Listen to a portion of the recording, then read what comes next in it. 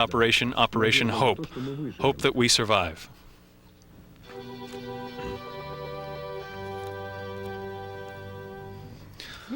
The process by which the Union collapsed now poses a threat for Russia as well. There is no unity among its autonomous parts.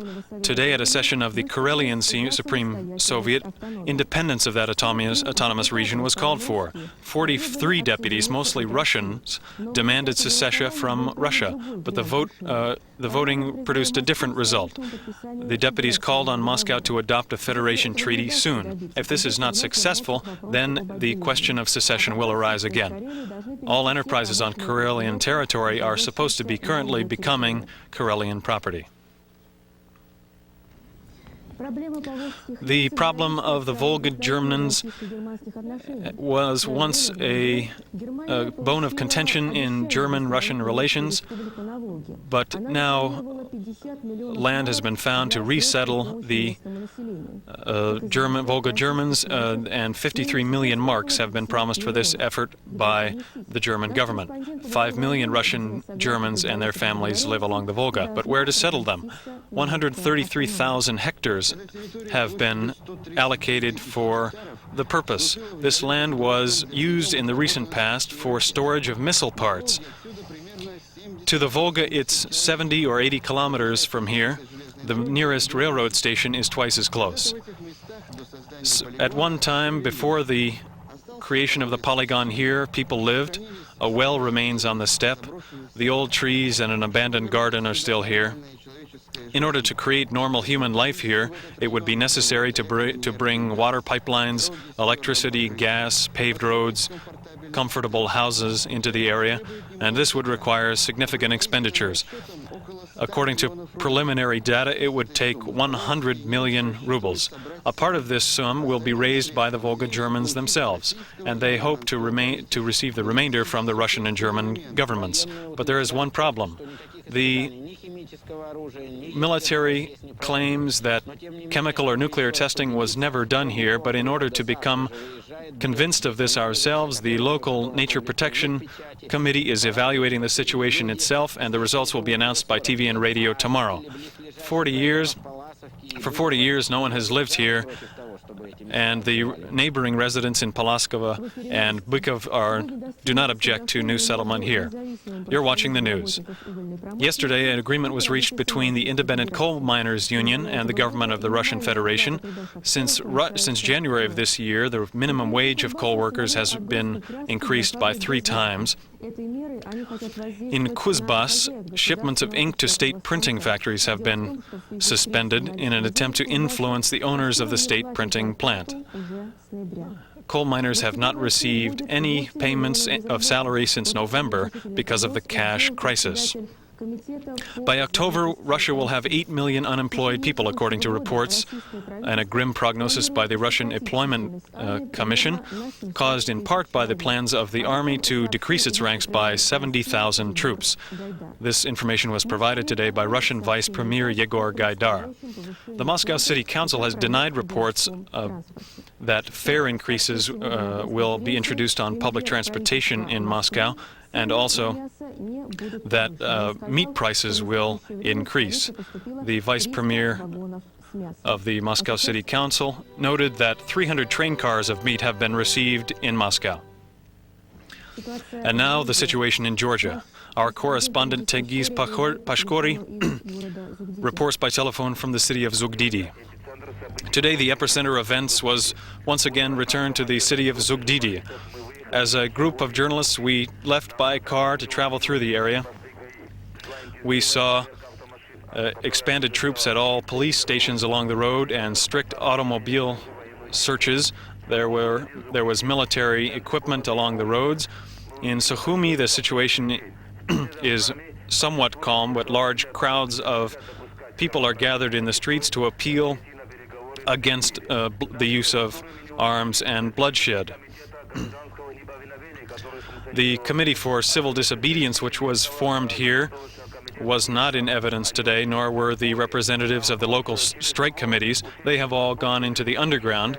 When the question was asked how they are leading and organizing the battle from the underground, the answer was, it is a secret.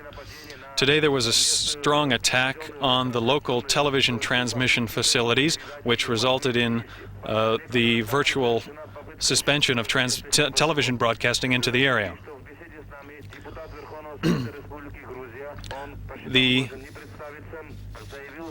A deputy from the Georgian Supreme Soviet who preferred not to identify himself said that a bridge was destroyed on the road to the city of Khobi from here, approximately 30 kilometers away. In the next 2 or 3 days, armed conflict between the provisional government of Georgia and the supporters of fallen President Gamsahurdia will cease. This was the prediction of Prime Minister Sigua of Georgia.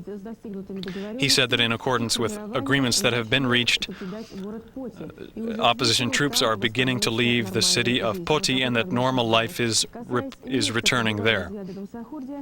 Concerning the whereabouts of former President Gamsahurdia, he said the former president is either in Sukhumi or in Abkhazia and may leave Georgian territory by tomorrow morning. Today in Poti, after noon, there was a meeting of the elected city assembly at which the deputies expressed their negotiating positions for negotiations with the military council. In South Ossetia, the situation is somewhat normalized. The military command of that area has declared his strict neutrality in the conflict between Georgians and Ossetians. The first round of negotiations between the two sides will take place in Skhinvali soon. The news from Nagorno-Karabakh is not so good, however.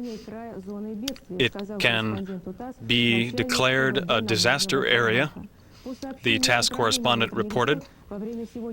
According to information from the Internal Affairs Administration, attacks in Khankind and Stepanakert have resulted in the destruction of 11 buildings and 1 person has been wounded.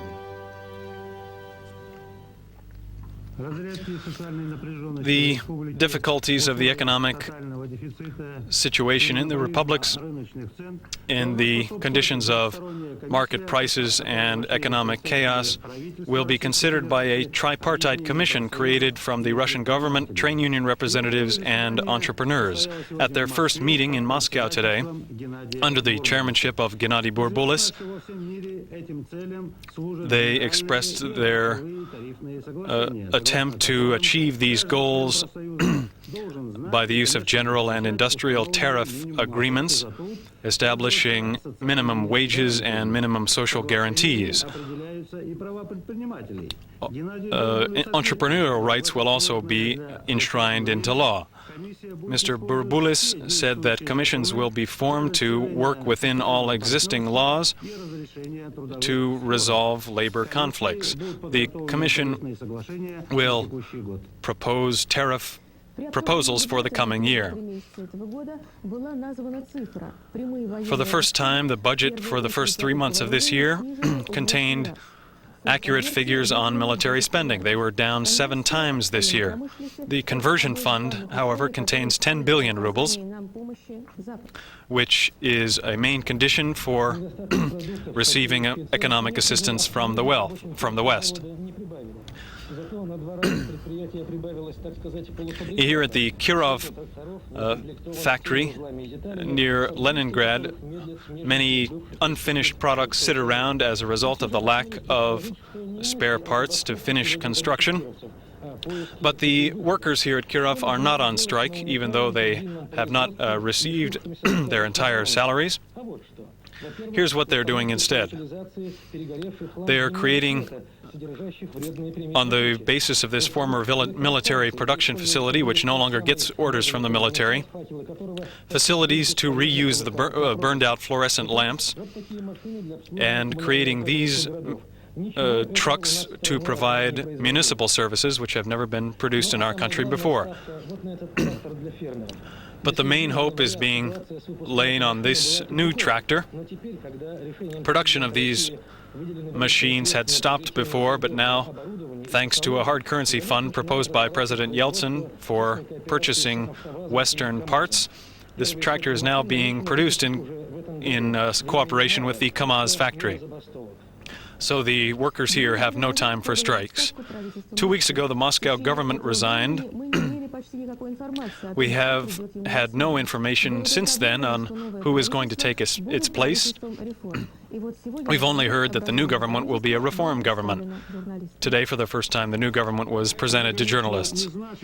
This, of course, does not mean that Moscow had no leadership for these 2 weeks, but it's easier to be calm when you see the new composition of the Russian capital's government and its program for action. Your program is formed, I suppose, not exclusively in order to fill up the shelves with sausage. No, but that is one of our goals. We are preparing a new program, and we believe we can carry it out because of the new powers